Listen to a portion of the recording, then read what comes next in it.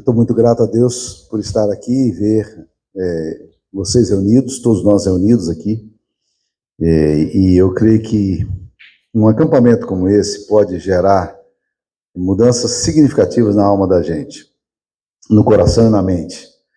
E eu espero que Deus possa fazer aquilo que só Ele pode fazer mesmo, que é trabalhar no nosso coração, nossa mente, para que a forma da gente pensar comece a ser uma forma de pensar como Deus pensa. Nós vivemos uma dualidade, um conflito tremendo, porque nós muitas vezes temos uma forma de pensar que é completamente oposta à palavra de Deus. E Deus, quando criou o homem, Ele fez um manual. E Ele então deu um manual. A palavra de Deus, a Bíblia Sagrada, as Escrituras Sagradas, são esse manual. E a gente segue esse manual. E muitas vezes a gente precisa lê-lo e dizer: Deus, me ajuda a voltar para aquele lugar de onde eu não deveria ter saído, né? Voltar para o jardim. Me ensina a cultivar e a guardar. E o texto que me veio para essa devocional da agora à noite, já está bem tarde, é Gênesis capítulo 35. Eu vou ler o versículo 16 até o 20. Gênesis 35, 16. Partiram de Betel, e havendo ainda pequena distância para chegar a Efrata, deu à luz Raquel um filho, cujo nascimento lhe foi a ela penoso. Em meio às dores do parto, disse-lhe a parteira: não temas, pois ainda terás este filho. Ao sair-lhe a alma, porque morreu, deu-lhe o nome de Benoni, mas seu pai lhe chamou Benjamim.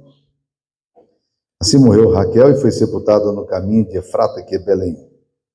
Sobre a sepultura de Raquel levantou Jacó uma coluna que existe até ao dia de hoje.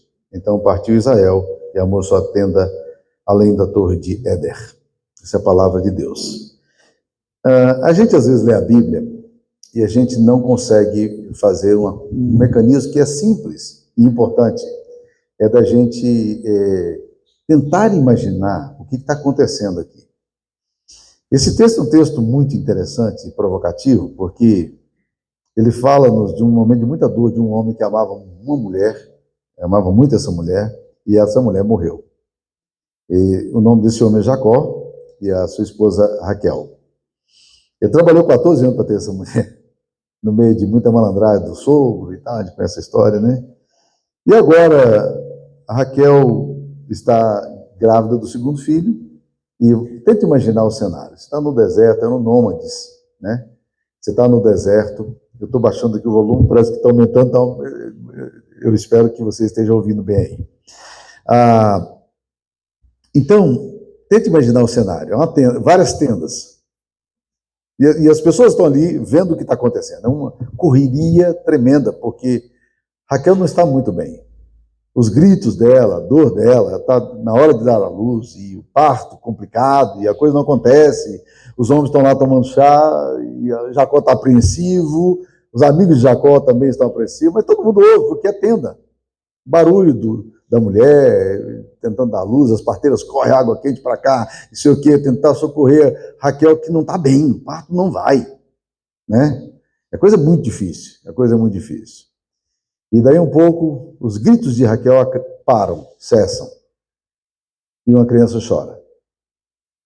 O silêncio de Raquel não foi nada bom. Não foi nada bom. Todo mundo que está do lado de fora já entendeu o recado. Raquel morreu. E aí vem a parteira agora com aquela criança no colo e entrega para Jacó, que recebe agora o seu filho, recém-nascido, e a parteira diz: Raquel não deu conta. Ela morreu. Mas antes de morrer, ela pediu para dar um nome nessa criança de Benoni. Benoni é o nome do filho que ela escolheu, antes de morrer. E aí Jacó faz uma coisa absurda, estranha. Ele toma uma decisão que parece de uma insensibilidade, de uma grossura, que nem nós, nos momentos mais difíceis com a nossa mulher, somos capazes de fazer. Porque ele simplesmente quebra toda a regra de amor, de sensibilidade, de cuidado. E ele diz: não, esse menino não vai chamar Benoni, não. O nome dele vai ser Benjamim. E ele não aceitou o nome que a mulher deu, a mãe dele deu, a esposa dele deu, que acabou de morrer. Esse é o nome que ela escolheu, por filho que ela tinha dado à luz. Jacó não quis aceitar o nome dessa criança. E aí você começa então a perguntar, o que está acontecendo aqui, rapaz? Esse cara é doido? Que insensibilidade é essa? Mas aí quando você vai estudar, você entende por que Jacó foi tão radical e estranhamente tomou uma decisão contrária ao pedido final e último da sua mulher. Qual era o problema? É que a palavra, o nome Benoni, significa literalmente filho da minha dor. Esse aqui é o filho da minha dor. Eu quero que ele seja chamado assim. Quando Jacó recebe, ele disse: eu não quero que o meu filho, o nome do meu filho, esteja associado à dor da minha esposa. Eu não quero que quando ele se encontre com os amigos perguntam: qual é o seu nome? Ele diga: eu sou filho da dor da minha mãe. Que trem estranho, né? A vida inteira, esse garoto vai estar estigmatizado por um nome que a mãe lhe deu. E um nome que vai puni-lo o resto da vida. Jacó resolve fazer uma coisa diferente, talvez porque ele também vivenciou isso no seu drama, porque quando ele nasceu, lhe deram o nome de Jacó, que significa o quê?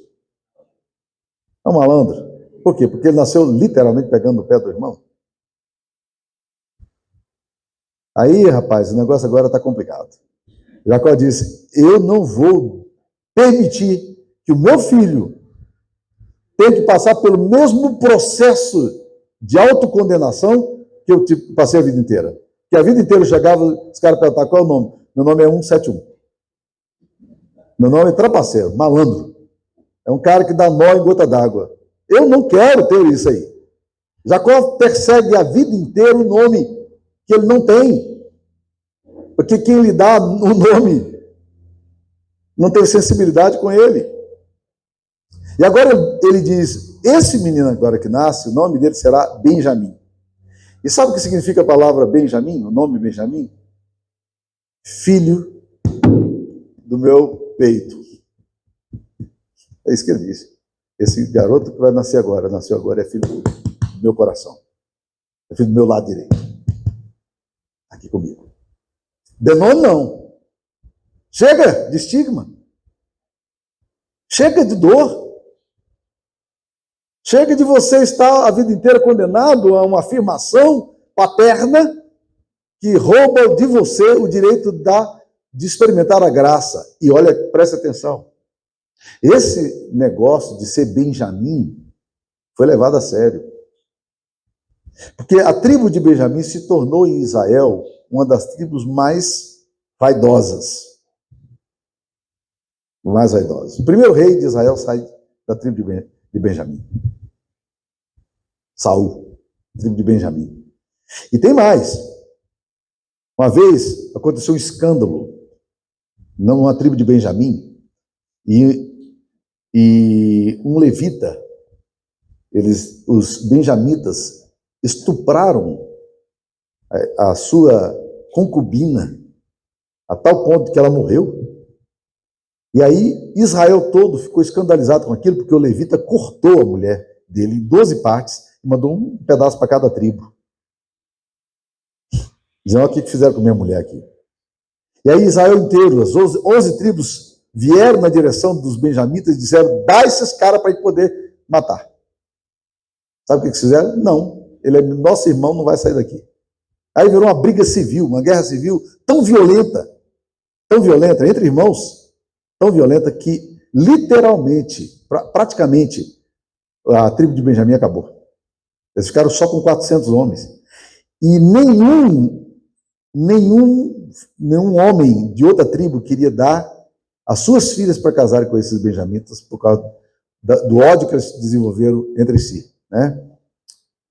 A história é muito interessante e muito dramática, pesada demais. Mas Benjamim é um menino que cresce agora, e quando pergunta para ele: qual é o nome seu? Eu sou filho do lado direito do meu pai. O pai tem orgulho de mim, cara. Meu pai olha para mim e ele me afirma, sabe? Eu sou do meu pai. Ponto. Ah, meu querido. Isso aqui vai mudar a cabeça e a mente de Benjamim. E quando eu leio esse negócio aqui, meus queridos irmãos, eu fico pensando qual é o nome que você tem dado ao seu filho. Como é que seu filho, como é que ele percebe você? Que adjetivo chega para ele? Nós precisamos dar nome aos nossos filhos. E nós damos. Infelizmente, nem sempre. O nome que nós recebemos dos nossos pais e o nome que nós damos aos nossos filhos são os melhores nomes. Você é um estorvo, meu filho. Você só me dá dor de cabeça. Você é um problema para a minha vida. Eu me arrependo tremendamente de você ter nascido. Um problema na minha história. Você está dando nome para ele, cara. Você está nomeando seu filho. Você está dizendo quem ele é. Qual é a identidade que eu dou ao meu filho? Quais são os adjetivos que simbolicamente eu empresto a ele? E aí, meus queridos irmãos, eu queria tirar algumas lições desse negócio aqui, dizendo que, primeiro, nomear é dar identidade aos filhos. Os filhos recebem essa identidade que nós damos para eles, e somos nós que damos. A primeira compreensão que um garoto tem de quem ele é da figura dos pais, do pai e da mãe, principalmente do pai. Primeira imagem que ele tem, a primeira coisa que vai acontecer. Por isso que John Eldridge, um livro fantástico chamado Coração Selvagem, ele foi traduzido aqui já em português, ele afirma o seguinte: masculinidade é outorgada. Masculinidade é outorgada. Aí abre aspas. O menino aprende o que ele é e o que ele tem de outro homem ou na companhia de homens. Feminilidade não transmite masculinidade. Interessante, né? Feminilidade não transmite masculinidade. Na Bíblia, o pai abençoa o filho. O pai abençoa o filho. E sabe o que significa a palavra abençoar? E eu cresci no ambiente onde as pessoas falavam bença pai, bença mãe. Muitos aqui já nasceram assim. E tempos depois eu fui estudar o que significa isso. A palavra benedicere, ou benedicti, significa afirmar o outro. Eu estou dizendo para o meu filho, eu reconheço o bem de Deus em você. Você é uma bênção para mim. Você é uma fonte de alegria para mim. Eu tenho prazer em você, eu tenho orgulho de você. Nós estamos outorgando aqui masculinidade. Nós estamos outorgando identidade. Somos nós, como homens, que vamos transmitir isso aí. Adão recebe o nome de Deus. Adão. Adamã, terra. Né? Adamã é terra, Adão é homem. Né? E é interessante que quando você vai ler na Bíblia, você percebe que Deus, então, dá o nome a Adão. É ele que dá. Aí depois ele diz, agora você pode nomear os outros, mas o nome sou eu que te dou. Abraão dá nome a Isaac, mas quando chega Jacó e Esaú, quem dá é Rebeca. Pimba, fez besteira. Chama o menino de 171. Fez besteira. Não era ela que tinha que dar nome. E a vida inteira de Jacó vai ser o quê? Eu quero roubar do meu pai, o que o meu pai não quis me dar. Ele vai lá roubar do pai dele. Obviamente, estimulado e encorajado pela mãe. Nós precisamos afirmar os nossos filhos. Você já viu aquela expressão que diz praga de mãe pega? Né? Não é que praga de mãe pega. É que nós roubamos dos nossos filhos a beleza da identidade que eles têm. Quando nós nomeamos os nossos filhos de forma negativa. Nós estamos roubando deles o que eles têm. É Deus que vai dar um novo nome a Jacó lá na frente. O pai dele não consegue, porque a vida inteira o negócio dele é buscar essa bênção que ele não tem. Estigmatizado, marcado, ferido, com o nome dele, de Jacó. Então, meus queridos irmãos, nós temos riscos modernos muito grandes que vão determinar muito a identidade dos nossos filhos e o nome deles. Nós temos um grande problema de ausência paterna e alienação parental. Eu não gostaria de falar desse assunto aqui agora, tendo o Klaus aqui perto da gente, né? Mas vamos lá, né? Eu vou ter que entrar nesse assunto. Eu não sabia que ele vinha aqui, né? Então, vamos lá, né? Então, o anseio do filho é: eu valho alguma coisa? É isso que o homem espera do pai. Ele espera que o pai diga para ele, você vale alguma coisa. Eu gosto de você. Eu estou impressionado com você. Estou feliz com você. Isso significa autoestima. Coisa essa que muitos de vocês aqui sabem na pele que não receberam dos pais de vocês. Existem muitos filhos aqui que gostariam de receber um abraço do pai e nunca receberam. Eles já estão barbudos aqui, a vida inteira anseiam por uma coisa que às vezes não virá mais, porque o pai até já morreu. Mas nunca teve. Nunca teve um reconhecimento do pai. Nunca o pai chegou para apreciar algo que tivesse sido feito. Nunca houve reconhecimento nenhum. É o anseio do filho, exatamente esse aqui, né? Há um relato muito interessante na história de Chuck Colson. Chuck Colson se converteu na prisão, ele foi envolvido naquele escândalo chamado escândalo Watergate, de Richard Nixon. E ele era ministro do Richard Nixon, ele foi pego, uma espécie de mensalão petrolão brasileiro, né? Os caras foram para a cadeia mesmo, e ficaram na cadeia, né? E continuaram na cadeia, né? Até cumprir a pena. Deixa para lá. E aí, o que aconteceu? Ali na cadeia, ele foi encontrado por Cristo, reunindo com homens, reunião de oração, alguns pastores iam lá, e aquela palavra de Deus começou a entrar no coração dele. E ele se converteu mesmo. E quando ele saiu, ele ficou muito preocupado com a situação prisional dos Estados Unidos. Os Estados Unidos têm o maior número de presos do mundo. São 2 milhões de pessoas presas. É muita gente, né? No Brasil, chega a 700, 800 mil pessoas presas, né? É muita coisa também. Mas, de qualquer forma, aí ele desenvolveu um projeto de cuidar, o nome do ministério é Prison Fellowship, companheiros da prisão, né? E aí ele desenvolveu esse projeto cuidando dos presos. A nossa igreja lá nos Estados Unidos era envolvida nesse projeto. A gente levava presente para os filhos dos presos, para as esposas dos presos na época do Natal. E na árvore de Natal aparecia o rostinho dos meninos, né? E a gente orava por eles, pela família, adotava as famílias, uma coisa bem interessante. E aí, um dia, a equipe do Chuck Colson, já o ministério reconhecido e tal, eles resolveram fazer o seguinte, dar cartas, dar papel para que os presos pudessem escrever uma carta para suas mães no Dia das Mães. E foi um sucesso, cara. 95% dos presos mandaram carta para suas mães.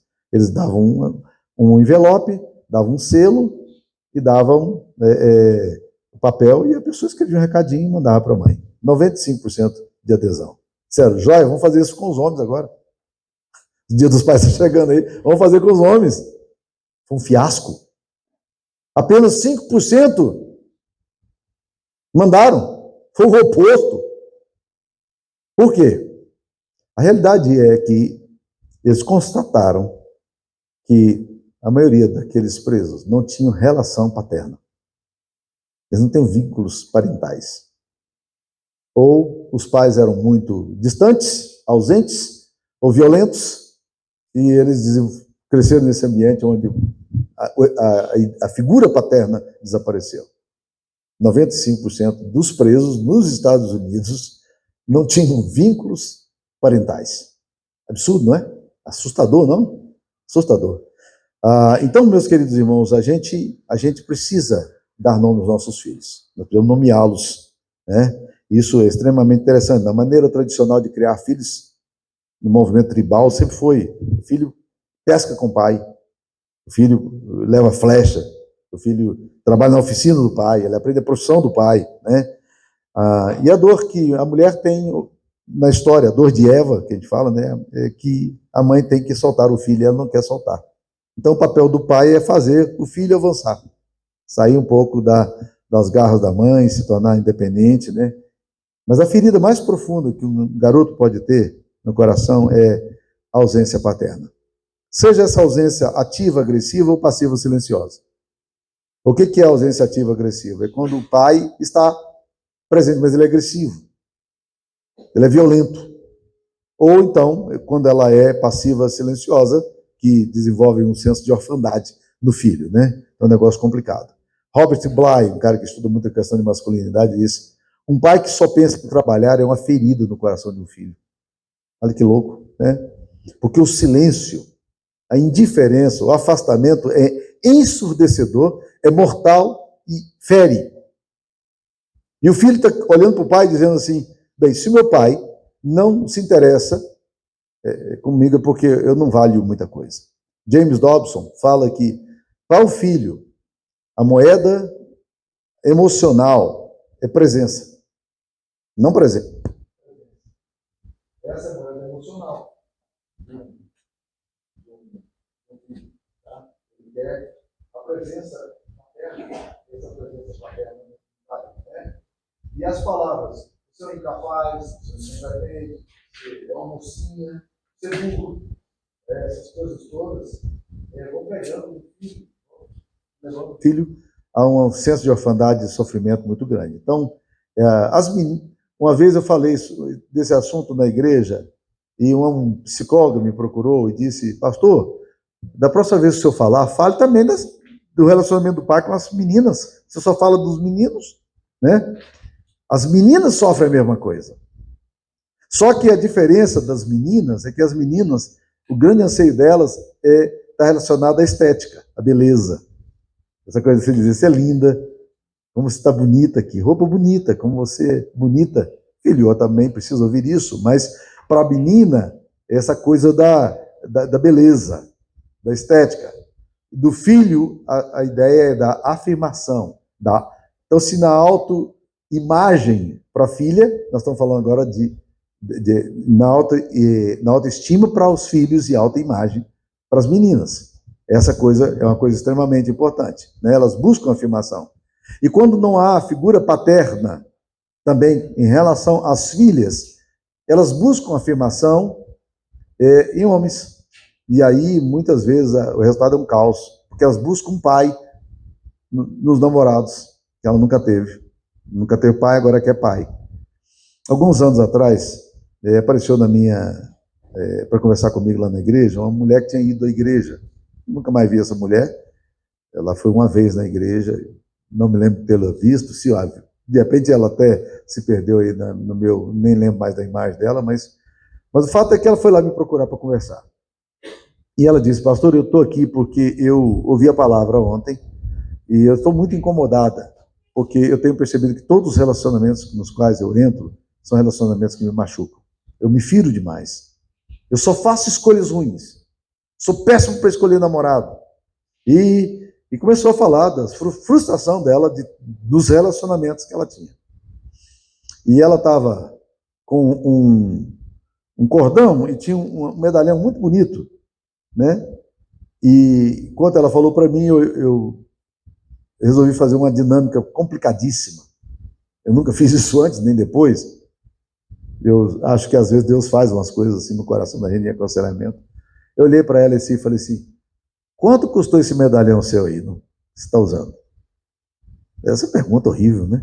Você perguntar para uma moça quanto é que custou o medalhão que está no cordão dela. E ela ficou muito constrangida com isso. Ela pegou o medalhão, olhou assim, o senhor gostou? Eu falei, achei lindo, quanto custou? Ela ia falar, eu falei, não quero saber preço, não. Só quero que você entenda uma coisa. Quando a pessoa achou essa pedra aí, que foi elaborada e tal, foi trabalhada, ela entendeu que essa pedra seria alguma coisa interessante e que valeria a pena dar um preço.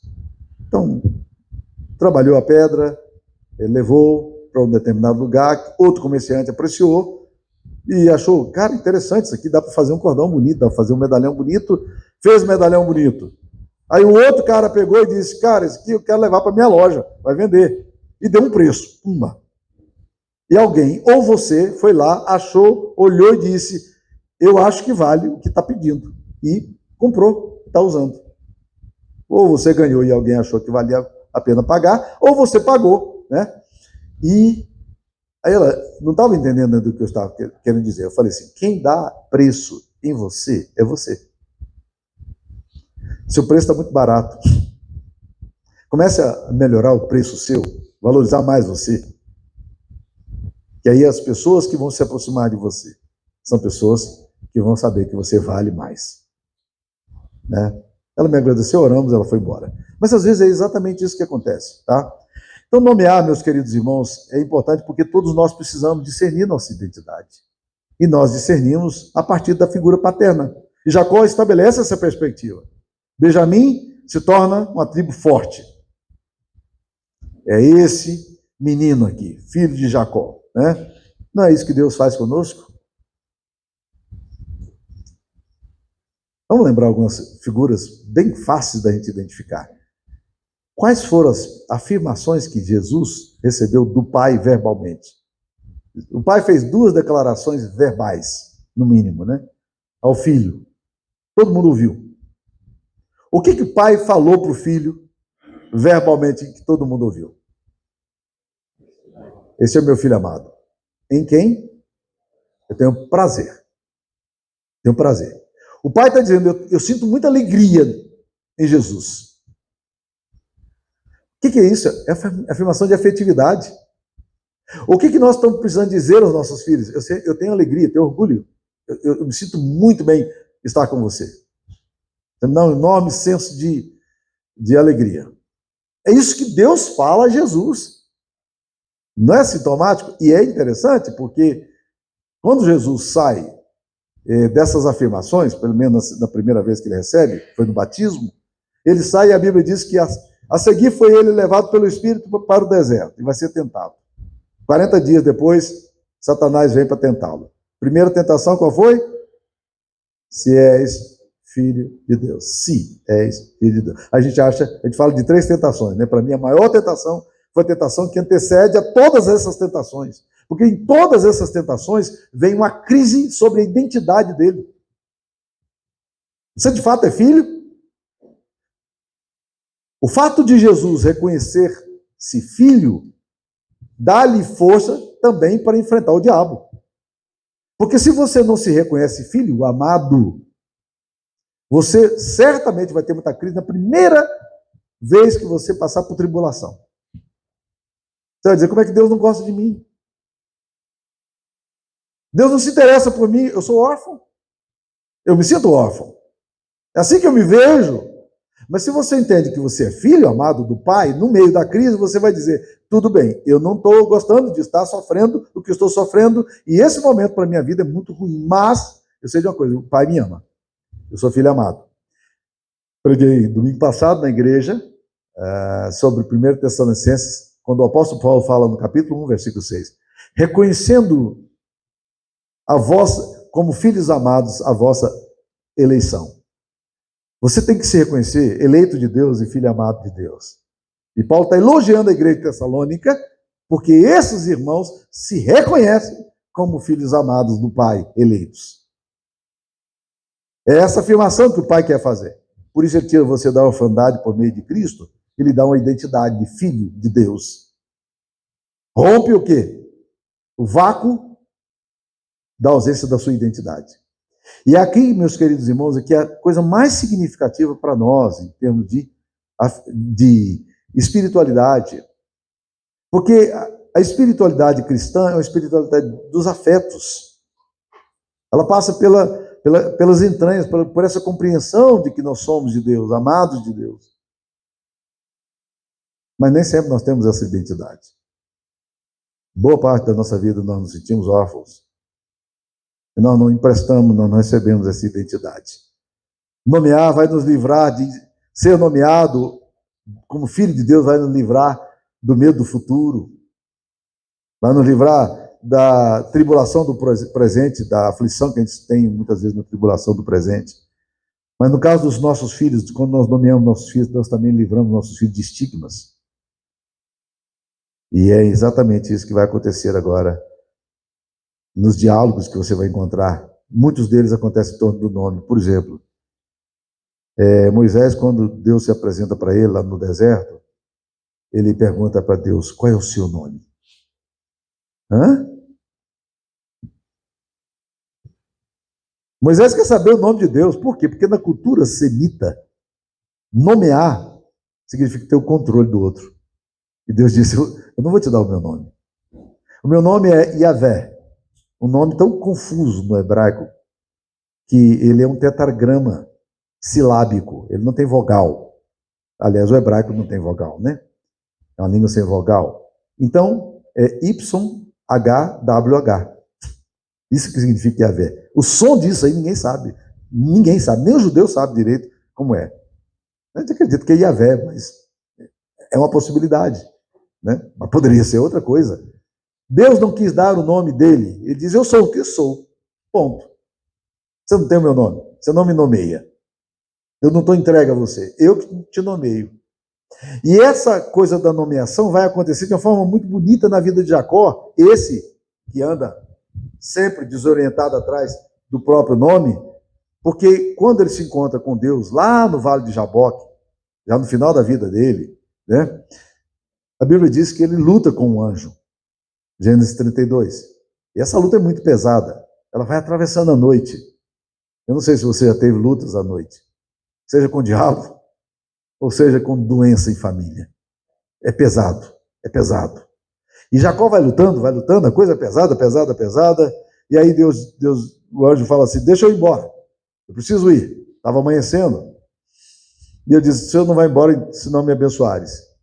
E Deus então dá um toque no joelho de Jacó e diz, olha, seu nome agora não é mais Jacó. Seu nome agora é Israel. Foi a primeira vez que Deus usa, que a Bíblia usa o termo Israel. Deus tirou o nome do suplantador e deu o quê? Aquilo que Jacó sempre estava buscando, que era a identidade dele, que o pai dele, ou a mãe dele, lhe negara. Diz, você agora é Israel. Não mais suplantador, mas príncipe com Deus. Porque você lutou como príncipe e você venceu. É isso aqui. E aí Deus dá um nome novo para Israel. E o nome Israel que você tem hoje, de uma nação, é exatamente esse nome que quem Deus dá agora a um homem desorientado na sua própria história, com a identidade perdida. E que anseia por essa bênção, tentando furtar do pai, lutando com o irmão. A vida inteira dele é uma vida de atropelo, desejando encontrar a sua própria afirmação, que vai encontrar em Deus. Seus pais podem ter negado a você a sua identidade. Mas Deus pode dar essa identidade para você. É isso que ele faz. E eu tenho uma vez que eu preguei um sermão lá na igreja sobre Jacó. Eu acabei com Jacó. Bati em Jacó, todo lado, porque Jacó é um caboclinho confuso, complicado, cheio de... Ele tinha um monte de divisão, luta com anjo, mas era complicado, mau caráter, um negócio assim difícil, né? Eu fui batendo no Jacó, e o pastor Jacó estava lá, eu esqueci que o pastor Jacó estava lá. E na porta da igreja, ele veio todo simpático, a me abraçar. Eu disse, pastor Jacó, desculpa, eu acabei com o senhor hoje. Ele disse para mim uma coisa muito bonita. Ele diz assim, fique tranquilo, porque eu tenho um nome novo que o pai me deu e que só eu e ele sabemos. Eu ainda não sei o nome ainda, mas eu já tenho um outro nome. Foi me dado numa pedrinha. E o livro de Apocalipse fala disso, né? Foi bom, cara. Foi muito bom ouvir isso aí. Eu não sei se você tem perdido o seu nome ou a sua identidade. Mas quero te dizer que Deus tem um nome para te dar, por meio de Jesus. E eu queria também, hoje, começar com esse tema que te vai guardar, pensando exatamente nisso. Nomeie seus filhos corretamente. Não prive do seu filho a identidade de filho amado. Bata no peito e diz, está comigo. É comigo esse negócio aqui. Você é filho amado, do lado direito do meu peito. Anda comigo. Vamos junto, filhão. Tenho muita alegria de estar contigo. Tenho muito orgulho de você. Vamos lá. E isso muda completamente a vida de uma criança. Eu li um tempo atrás um livro chamado Point Man, do Steve Farrar. Livraço. Não está traduzido em português, não. Livraço. Point Man é aquele cara do exército que, quando ele faz uma patrulha, então, o comandante chega ali e fala assim, você vai ser o Point Man. Eles vão para a patrulha. O Point Man é aquele cara a quem toda a equipe que vai, aquela equipe pequena na patrulha, precisa olhar. Quando ele der uma ordem para deitar, todo mundo tem que deitar. Não tem que questionar, não. Todo mundo tem que deitar. Se disser corre, é para correr. Se disser atira, é para atirar, sabe? Porque ele é o Point Man. Ele é o cara que fica responsável por aquilo ali. E o Steve Farrar diz que nós somos, na nossa casa, o Point Man. Nossos filhos estão olhando para nós, dizendo, para onde eu vou agora? Preciso ir para onde eu vou? Para onde eu vou? Somos nós que vamos apontar esse lugar para os nossos filhos. E é isso que eu percebo aqui, eu queria deixar essa devocional para vocês hoje, porque eu olho para a história de Jacó e que cena, que cena, que cena, que momento difícil. Está aqui o Benoni. Esse aqui não vai ser Benoni nunca. Ele é o filho do meu lado direito. É do meu coração. É Benjamim. Que Deus nos abençoe. Pai, ensina-nos a sermos assim. Muitos de nós, ó Deus, fomos privados de uma identidade de filhos amados. E muitos de nós estamos atrás dessa identidade, tentando nos encontrar na nossa história confusa. E precisamos, ó Deus, nos redescobrir um novo nome que o Senhor tem para nós por meio da cruz. Ajuda-nos a interpretar corretamente a nossa identidade, a nossa história. Em nome de Cristo. Amém.